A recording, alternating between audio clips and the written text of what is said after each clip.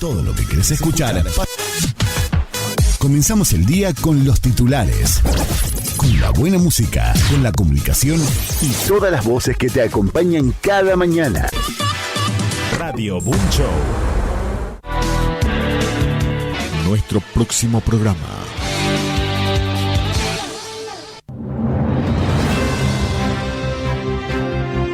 Conectamos con el mundo.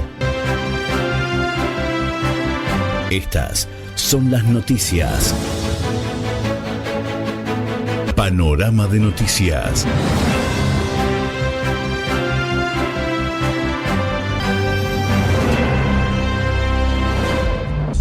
El memorando de entendimiento entre Irán y Estados Unidos provoca duras críticas dentro del Partido Republicano del presidente Donald Trump. Algunos califican este preacuerdo como un tremendo error. Con esta noticia comenzamos el informativo en Deutsche Welle. Yo soy Carol Guerrero, los saludo desde Berlín. Arrancamos con titulares. Tras la firma de este memorando de entendimiento por parte del presidente Donald Trump y su homólogo iraní Masoud Pezeshkian en Teherán, celebran como una victoria el preacuerdo. Washington ya anunció el desbloqueo de los puertos iraníes. Drones ucranianos alcanzan nuevamente Moscú. El objetivo principal era una refinería de petróleo a las afueras de la capital rusa. En Colombia, el grupo guerrillero Ejército de Liberación Nacional, ELN, anuncia una tregua de 3 días en el marco de la segunda vuelta de las presidenciales que tendrá lugar este domingo 21 de junio.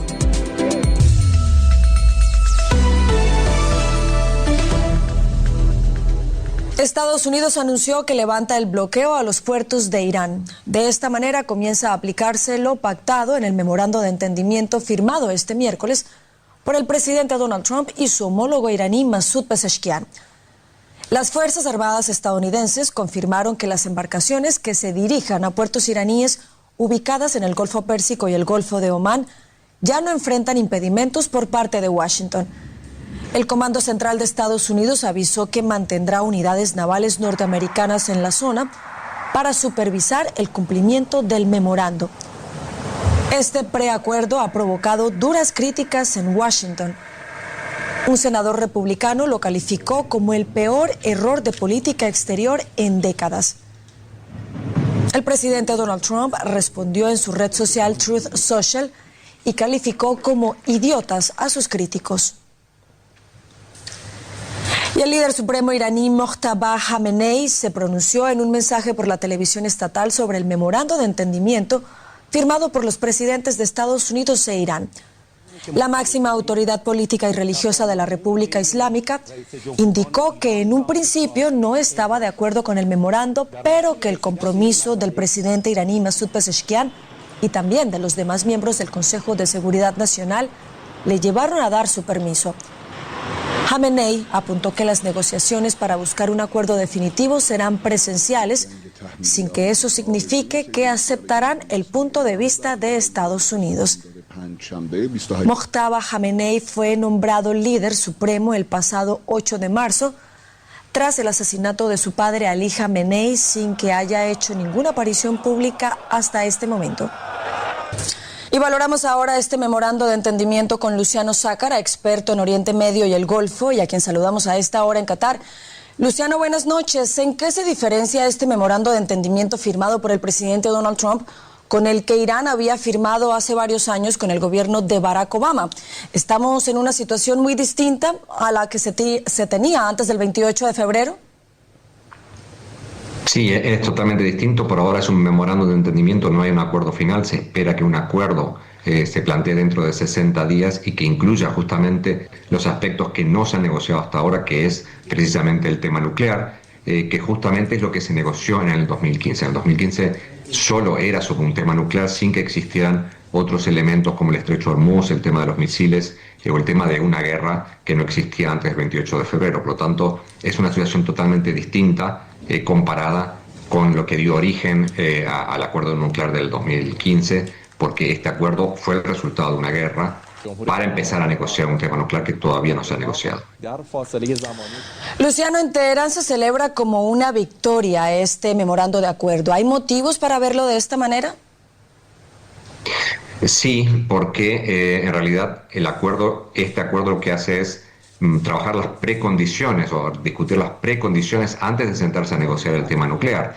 Un alto el fuego, una apertura de una liberación de los puertos iraníes que estaban bajo bloqueo, condicionar en cierta medida que haya un alto el fuego también en el Líbano, en defensa de aliados iraníes de Hezbollah. Digamos, son situaciones que preceden a la guerra y que justamente fueron generadas por la guerra. Quiere decir que Irán ha desplazado el eje de la discusión del tema nuclear a temas preexistentes o a temas que existen a partir del 28 de febrero.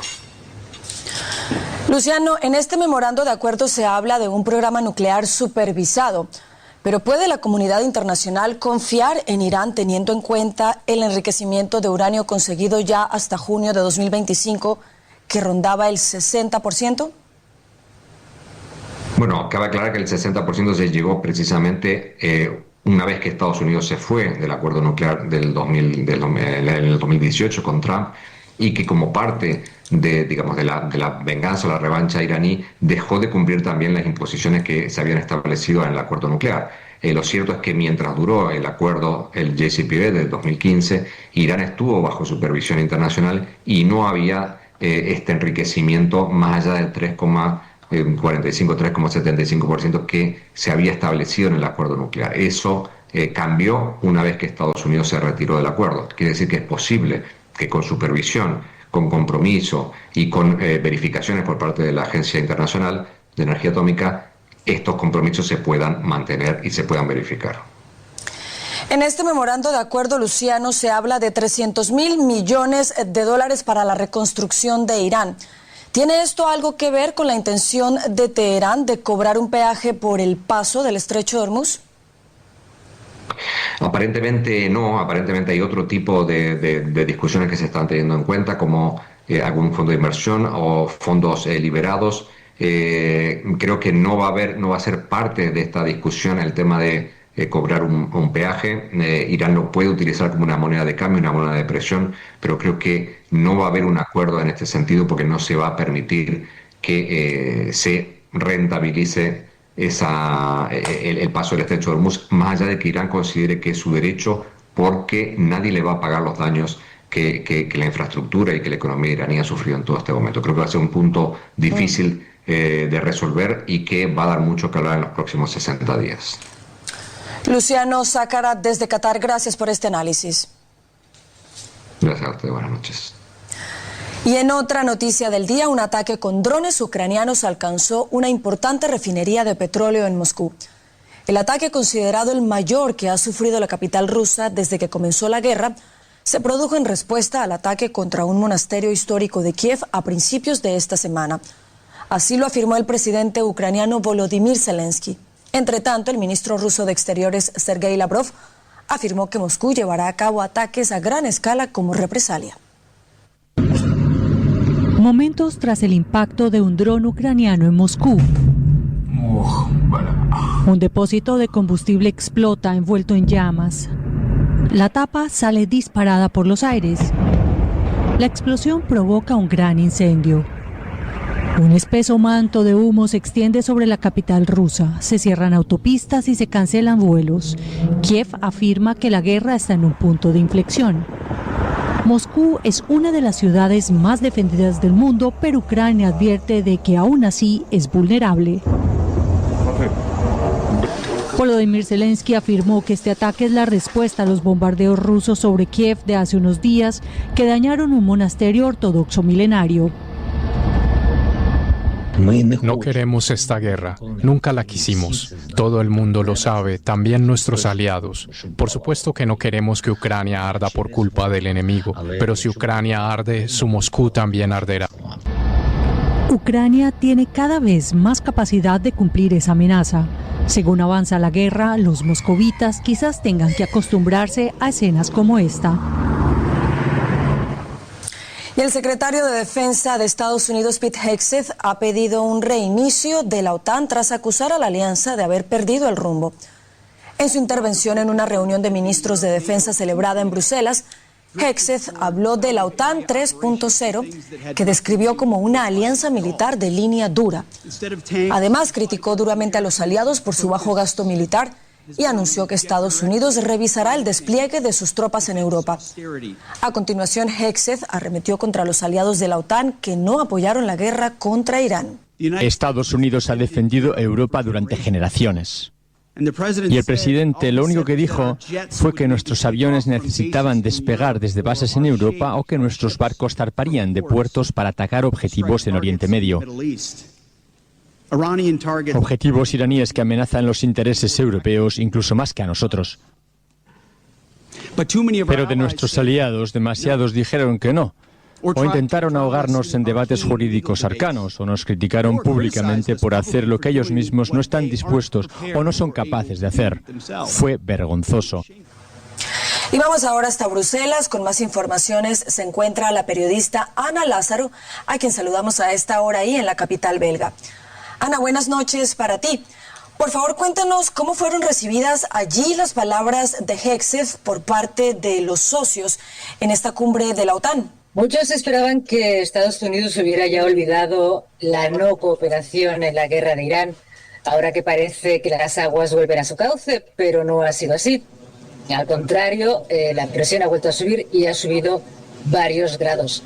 Así que a muchos aliados les ha cogido por sorpresa, pero al mismo tiempo han evitado dramatizar porque este anuncio se inscribe en una tendencia ya anunciada por Washington que consiste en exigir a Europa que asuma más responsabilidades en el ámbito militar.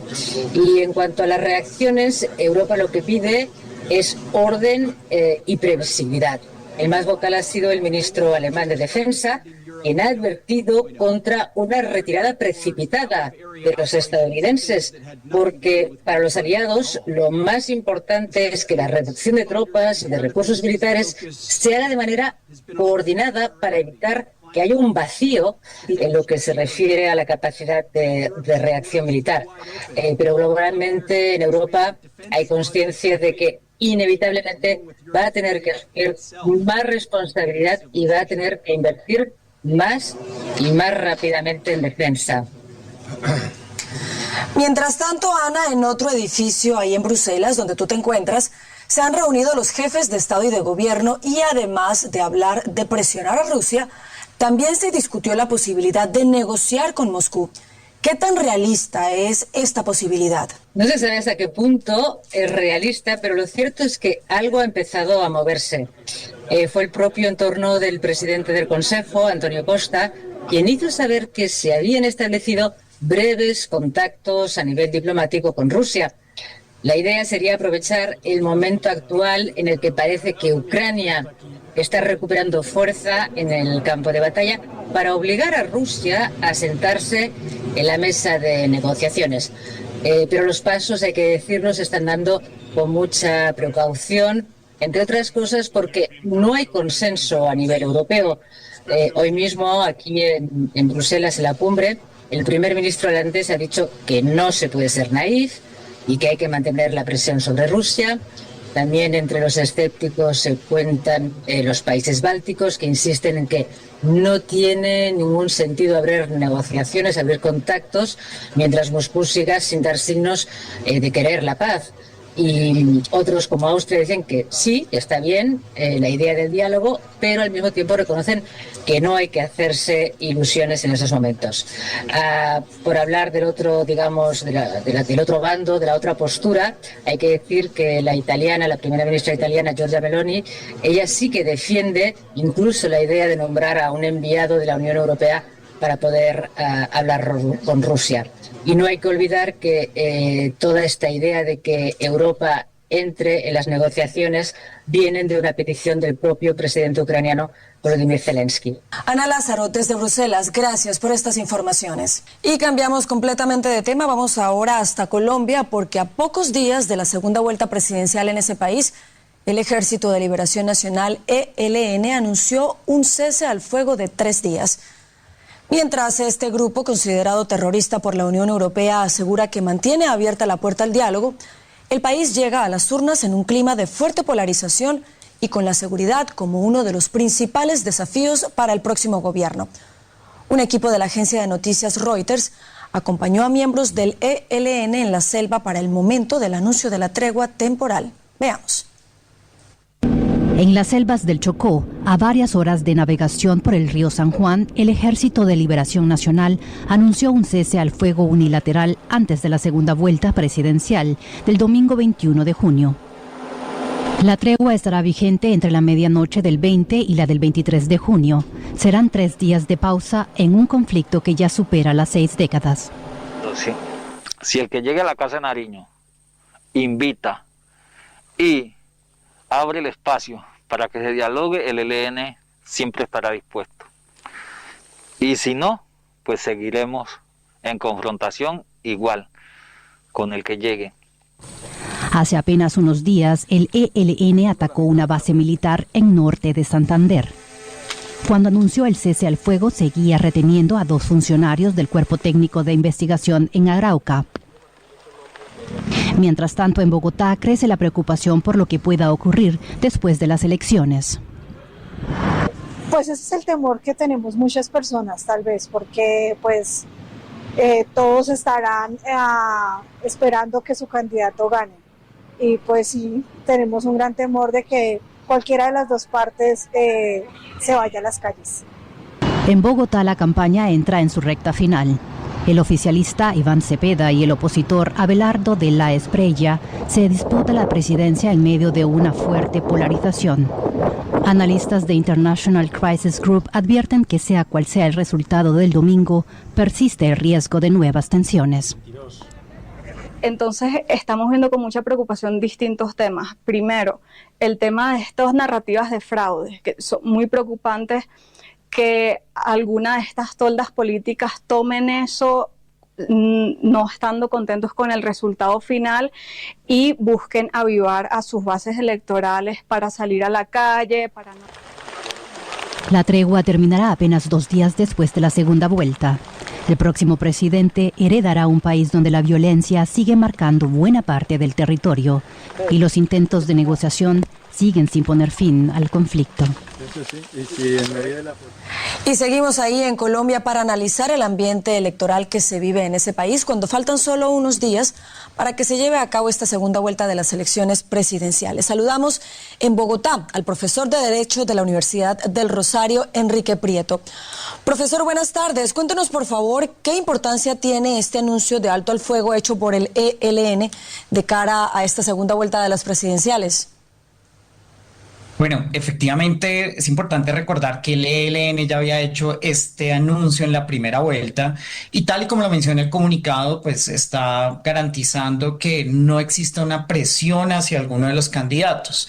Recordemos que Colombia históricamente en varias regiones como el Cauca, algunos lugares de Antioquia, siempre ha existido presión para que los votantes prefieran a alguno de los candidatos tanto en primera o en segunda vuelta. Y en este caso garantiza que las personas, primero, puedan movilizarse libremente, segundo, que no exista algún tipo de duda o inquietud de la libertad de los votantes y tercero, que es algo también muy importante, reduce las posibilidades de argumento sobre un fraude electoral pensado en clave de presión a los electores colombianos. Profesor Prieto, mencionábamos que el tema de la seguridad será uno de los grandes desafíos que afrontará el próximo presidente de Colombia. ¿Cuál cree usted que debería ser la estrategia del sucesor de Gustavo Petro en materia de seguridad?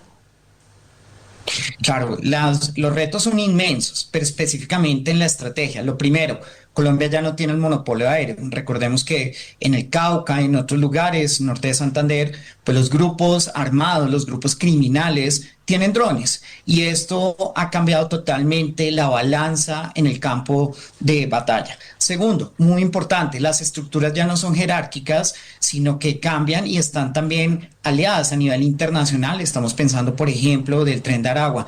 Y tercero, un gran reto, el derecho internacional, derecho penal internacional. Recordemos que Colombia tuvimos abierta una investigación preliminar por la Corte Penal Internacional desde el 2012 hasta el 2021, así que una nueva enfrentamiento, una nueva apuesta en contra de los grupos armados debe ante todo respetar el derecho internacional.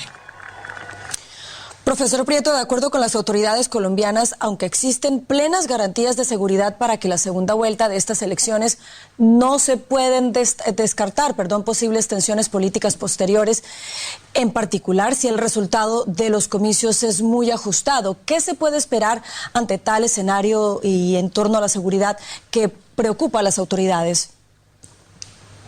Al respecto es importante recordar lo que mencionó el ministro de Defensa colombiano, el ministro general retirado Pedro Sánchez, y que va de mano de lo que mencionaba una de las personas que acaban de entrevistar aquí en Bogotá, y es la polarización en este momento es muy alta. A nivel familiar uno lo siente, profesional en las calles se siente. Y esto que va a resultar que si la diferencia entre uno y otro candidato no es tan amplia, vamos a tener personas que esperaban que su candidato ganara en las calles, manifestando su descontento.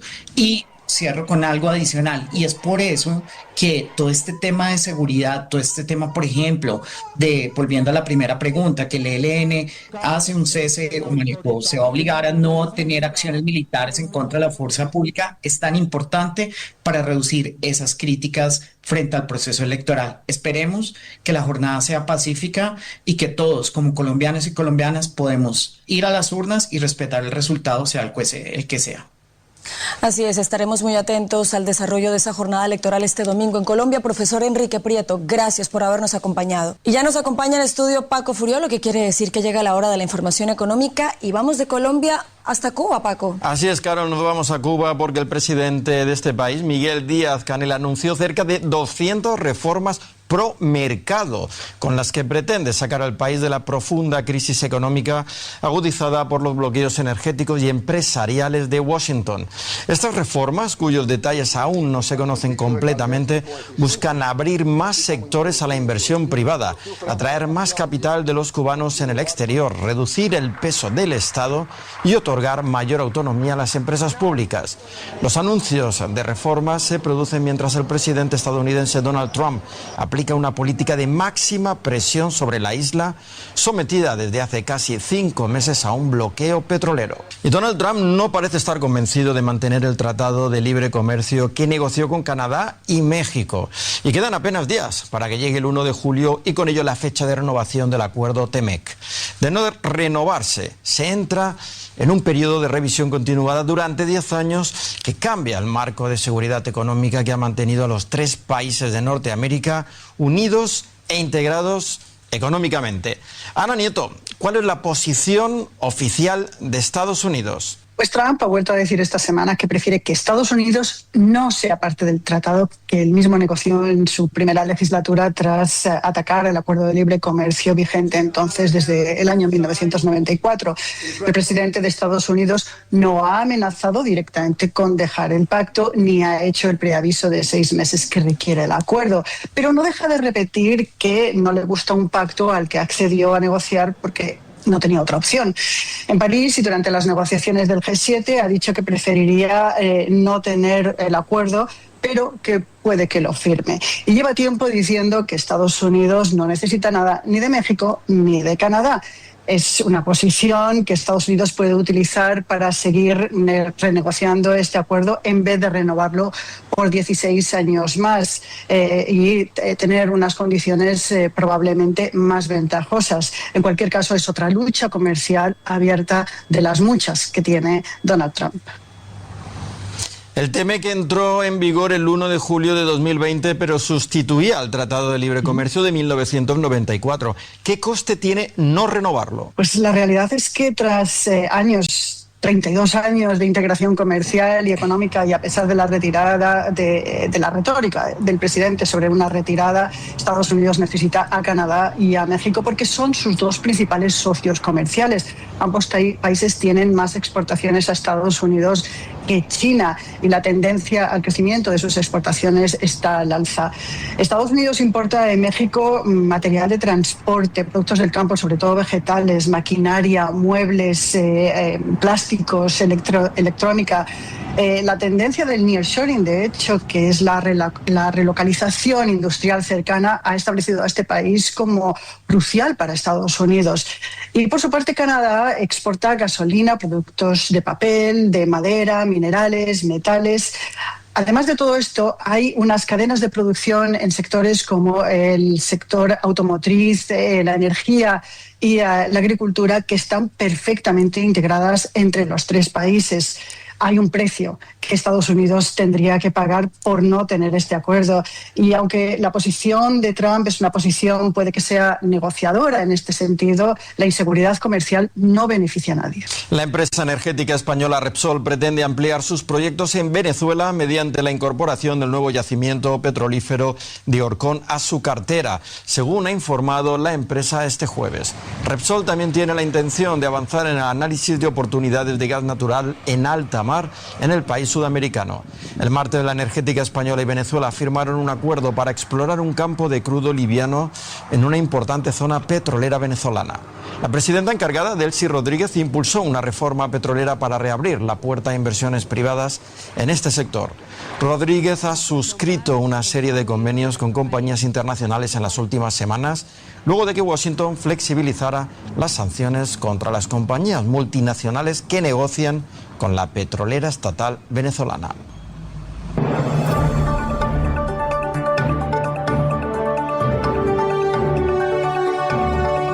Llegamos al final.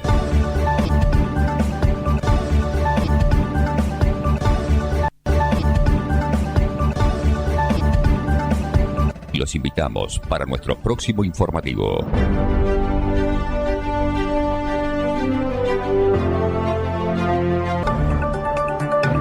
Y estos son nuestros titulares. Trump. Estados Unidos levanta el bloqueo a Irán y los buques petroleros vuelven a transitar por el estrecho de Hormuz al entrar en vigor el acuerdo para poner fin al conflicto. Paralelamente, el vicepresidente Vance dice que podría viajar a Suiza este fin de semana para continuar las negociaciones con Teherán. Cuba presenta un plan de reformas económicas que, de ser aprobado, supondría el mayor giro hacia una economía de mercado desde la revolución. Las medidas abrirían la puerta al desarrollo inmobiliario privado, la privatización de empresas y la entrada de bancos privados. El presidente de Ecuador, Daniel Noboa, decreta inmunidad para las tropas extranjeras que combatan el crimen organizado en el país. Organismos de derechos humanos critican la política de mano dura y denuncian abusos de fuerza y desapariciones a manos de la fuerza pública. Estos son los titulares. Vamos ya al informativo.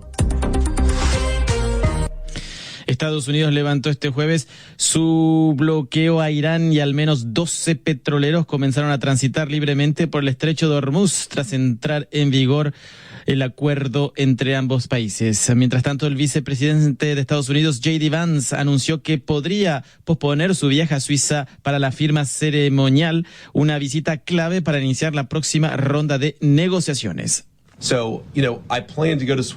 Tengo la intención de ir a Suiza, pero no sé cuándo exactamente. Creemos que estas negociaciones técnicas van a comenzar en el transcurso de este fin de semana. Ese sigue siendo el programa previsto, pero podría cambiar porque no es fácil para los negociadores salir de Irán. Así que estamos intentando determinar exactamente cuándo va a ocurrir. Creo que será este fin de semana, pero no estoy seguro. Agregar también que el líder supremo de Irán, el ayatolá Mojtaba Khamenei, respaldó las negociaciones directas con Estados Unidos, así lo dijo a través de un comunicado este jueves.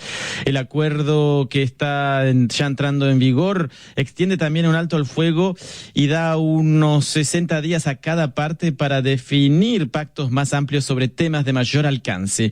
Pero por el momento, el acuerdo es similar al que había logrado ya en 2015 Obama, según lo explica a RFI el profesor de Ciencias Políticas del King's College de Londres, Pablo de Orellana. Sí es factible, por la misma razón que Trump decidió que no era suficiente hace unos años los esfuerzos que estaba haciendo Irán cuando él se salió del trato de Irán. Es bastante irónico, en realidad, que este trato que Trump está construyendo con Irán está llegando más o menos a los mismos puntos que había llegado el trato con Obama. Es decir, como tú dices, la verificación de la disolución de estos materiales nucleares. Hay un punto en el cual, sin embargo, merece la pena remarcar que el trato de Trump es más generoso a Irán que el de Obama. Y es que Irán aquí tendrá derecho a diluir sus propias reservas de materiales nucleares concentrados con verificación externa. La verificación es posible, si se quiere, y depende qué se pide de la verificación. Hay una gran diferencia entre verificar que no haya materiales necesarios para un arma nuclear a verificar que no haya ningún material nuclear. Y Trump en esto ha sido bastante inestable los últimos 10 años, ha pasado de uno al otro. Agregar de que la Unión Europea anunció que por el momento mantendrá sus sanciones a Irán por su programa nuclear, violaciones de los derechos humanos y también por el cierre del estrecho.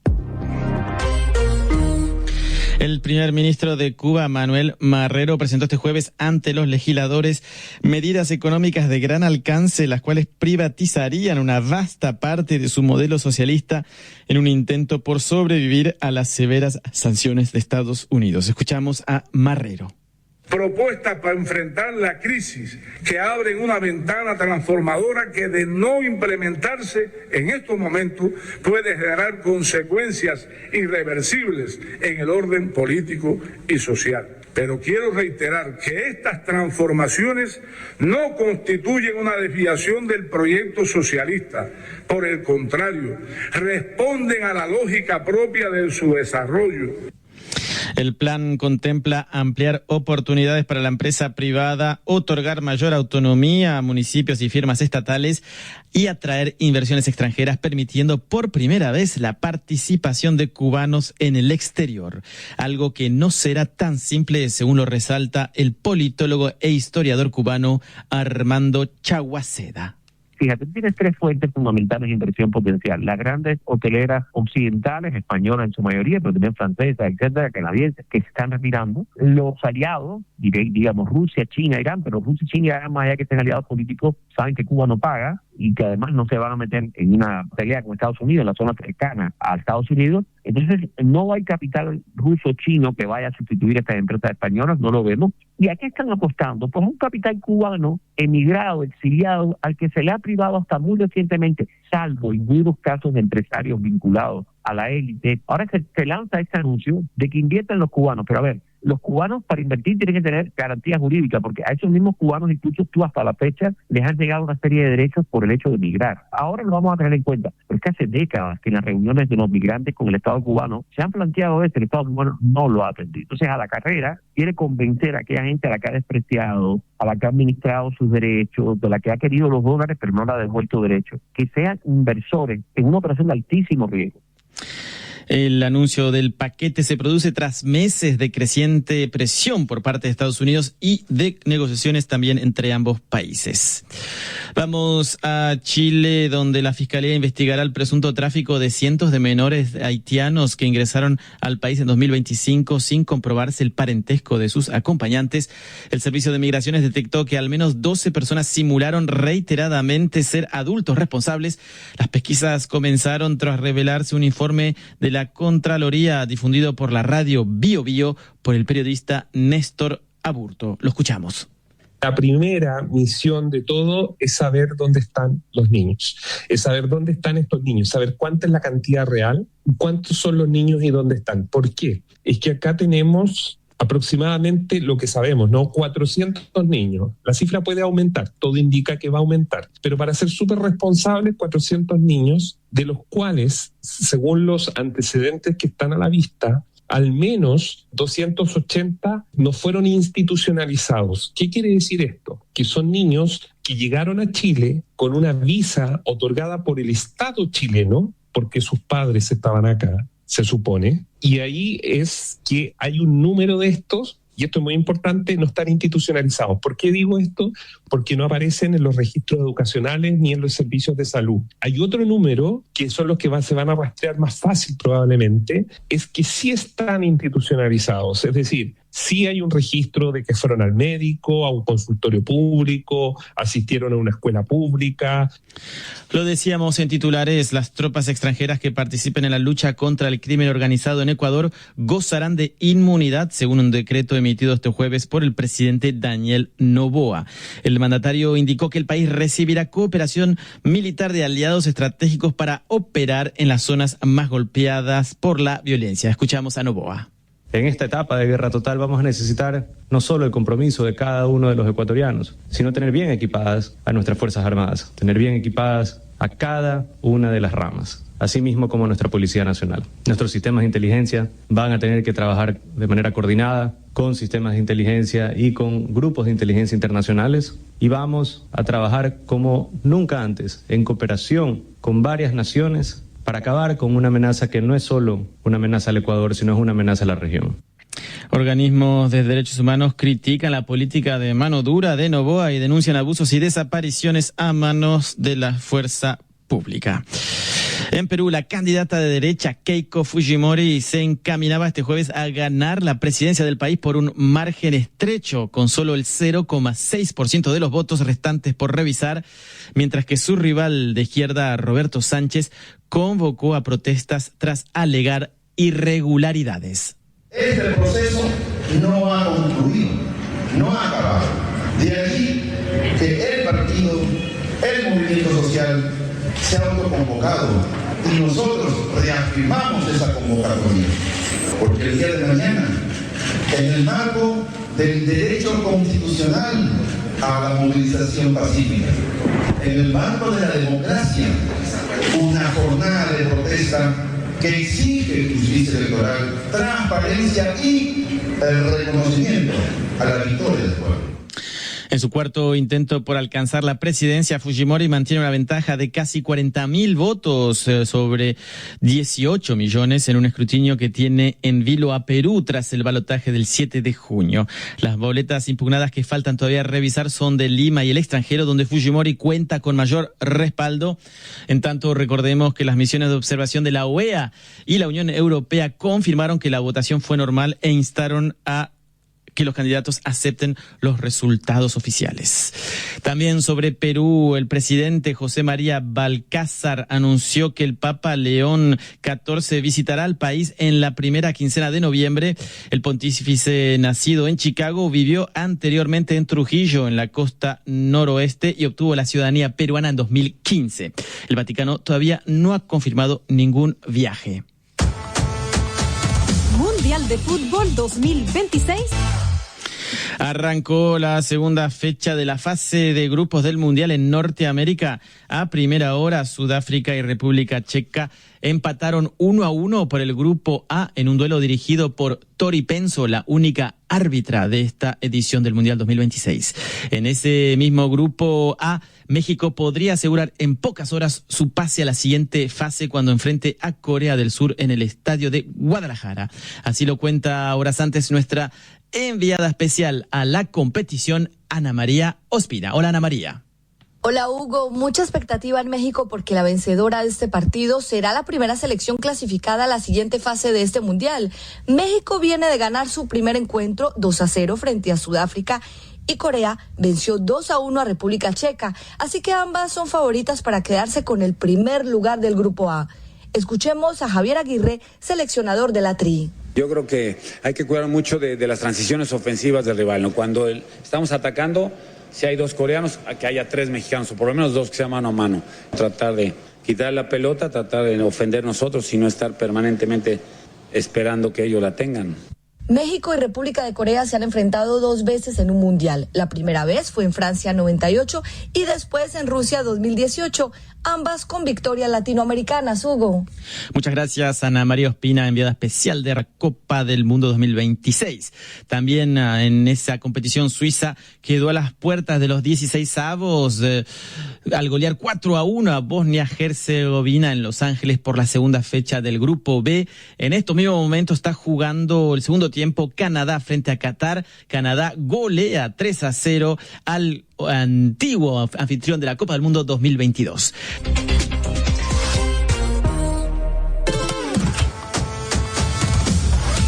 en el Mundial de Fútbol 2026. Siga toda la actualidad del torneo con nuestros enviados especiales y corresponsales en Estados Unidos, México y Canadá. Lo decíamos en el informativo, la Fiscalía de Chile va a investigar un posible caso de tráfico de niños procedentes de Haití que llegaron a Chile en 2025, supuestamente dentro de un proceso de reagrupación familiar, pero que iban acompañados de adultos que no eran sus familiares. Es un informe de Raquel Villa Ecija. La Fiscalía chilena ha decidido investigar después de que Radio Bio Bio desvelara un informe de la Contraloría, el organismo encargado de auditar, en el que se revelaban irregularidades en el proceso de entrada de al menos 486 menores de edad entre 2024 y 2025, según cuenta Néstor Aburto, periodista de Radio Bio Bio, que reveló la investigación. La Contraloría comienza esta investigación a raíz de las denuncias y observa que tanto el visado de reunificación como los viajes de los menores no cumplían ciertos protocolos establecidos dentro del margen que ordena administrativamente la ley. Por ejemplo, las visas que se estaban entregando había una flexibilización, es decir, documentos que eran fotocopias y que no había un registro concreto de que ese documento corresponda al niño que se estaba identificando en ese momento con la fotografía y con su huella dactilar. A partir de 2014, Chile empezó a recibir una ola de inmigración haitiana y estos vuelos con menores se justificaban porque supuestamente iban a reunirse con sus familias, según denuncia la auditoría. De momento se desconoce el paradero de la mayor parte de los niños. Y la investigación apunta a poder establecer dónde están los menores. Se calcula que eran cerca de 400 niños que la Contraloría tiene acreditados. Pero lo que sabemos hasta ahora es que hay que ampliar el radio del tiempo en que niños viajaron solos desde Haití, que correspondería a fines del año 2022 hasta el año 2025. La Fiscalía investiga quién o quiénes eran las personas que iban a bordo de los aviones con los menores. Ese contraste que se está haciendo ahora es clave para saber dónde están los niños. Ese es el primer paso. El segundo en la investigación, saber quién pagó los aviones que salieron, que en un año aproximadamente fueron 11 aviones. Estamos hablando de un vuelo que cuesta entre 150 a 180 mil dólares. La pregunta es, ¿cómo se financiaron estos vuelos? ¿Quién estuvo detrás de la contratación de estas aerolíneas para hacer estos viajes charter? Y lo más importante, ¿quién eran los adultos que traían a estos niños y dónde se legalizaron los supuestos permisos? Este se ha transformado en una de las investigaciones más sensibles probablemente que hemos visto de los estamentos públicos en Chile, luego de la dictadura de 17 años de Augusto Pinochet. La Fiscalía ha decidido que este asunto merece una investigación aparte para despejar si hubo delito o no en el traslado de estos menores, algo que han denunciado también organizaciones como UNICEF. Hasta aquí el resumen diario de noticias.